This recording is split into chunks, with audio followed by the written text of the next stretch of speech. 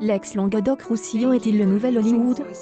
Alors que 3 feuilletons ont déjà posé leurs cameras dans la région, Demain nous appartient à 7, ainsi Grand Soleil à Vendargue et ici tout commence à Saint-Laurent-des-Égouts, et que les tournages se multiplient dans le coin, voilà que des studios XXLS apprêtent à sortir de terre, au nord de Montpellier. Pour l'instant, on ne sait pas quand précisément. Ce sont de poids lourds de L Immobilier, L Aménageur Urbain GGL et le promoteur SPAG, qui portent ce projet, à Saint-Gelais-du-Fesque. Son nom, Peak Studio.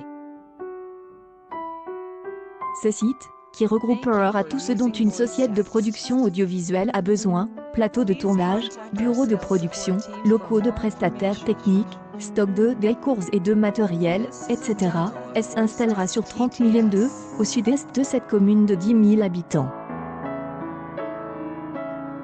Ces studios sont destinés à attirer des séries, des films, des publicités, franquais et étrangers, confie Alain Guiraudon, le patron de GGL, qui porte le projet. Mais construire des studios, ce n'est possible que s'il y a un véritable écosystème industriel, poursuit-il. Et à Montpellier, il y a des comédiens, des techniciens, des écoles spécialisées, des courses naturelles et le bon tempo, se réjouit Alain Guiraudon. Ce projet tombe à pic, la France manque cruellement de studios. En 2019, un rapport du CNC, Centre national du cinéma et de l'image animée, pointait un sous-dimensionnement des équipements franqués par rapport aux autres pays européens, freinant l'attractivité du pays en termes de grosses productions. Ce projet, à Saint-Gelais-du-Fesque, permettrait ainsi de rattraper le retard franqué en la matière. Montpellier n'y échappe pas. Si Netflix ou Amazon Prime trouveront sans aucun doute dans le coin des incroyables décors naturels, quand ils devaient tourner en studio, ils ne pouvaient pas. Les seuls gros plateaux dans l'ex-Languedoc-Roussillon sont dédiés à la production des séries maison de TF1 ou de France Télévisions.